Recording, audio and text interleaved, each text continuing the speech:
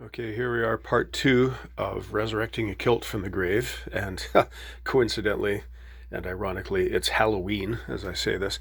So I've not waited for the green light for approval for funding for this thing, so I'm just getting to work anyway. So I've put the current civilian customer who's at the top of the list to one side, and when I get tired of working on the grave resurrection, I'll come back and work on this, multitasking at its finest.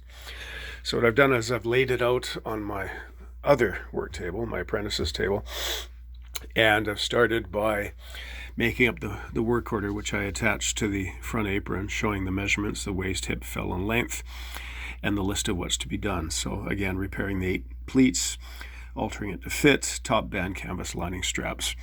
Now I've pulled off the buckles. The buckles are nice, but these buckle tabs, although wonderfully strong, constructed out of leather, they're kind of a bad idea because the leather stains the kilt. I'm hoping that when I do a deep press on this, a deep clean on this, that staining will lift. These aren't the original style buckles from 1948. This is.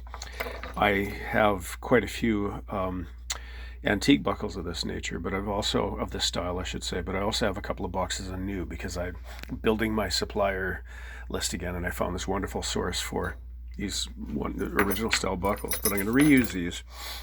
So now I've got it on the table. Again, I've put my notes tacked to the front apron, and I started by measuring the length of the kilt, and this is the new length because we're altering it to fit. This kilt from the 1948 issue, again, is ridiculously high to modernize it to modern standards. It's almost up to the armpits on this fellow, and that's not a good look. It was practical back in the day, but it's not a good look today, especially if he's going to be wearing short sleeve order. So I've marked the length of the kilt in the center of the front apron. Again, those straps are coming off. But when I look at that and I trace across, it looks like by shortening this kilt so that it actually fits this fellow, we may solve this horrible damaged part that I doubted my ability to repair. So we're going to see how that goes. So the next stage from here is, having made that mark, is I'm going to flip it over.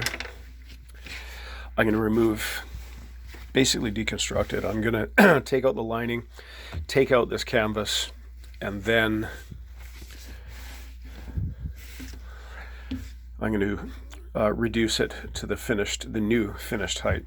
And perhaps by that time, my videographer will be A, awake, B, able to help, because he's got his own life to live. So perhaps with part 3, he'll actually be able to hold the camera while I'm working.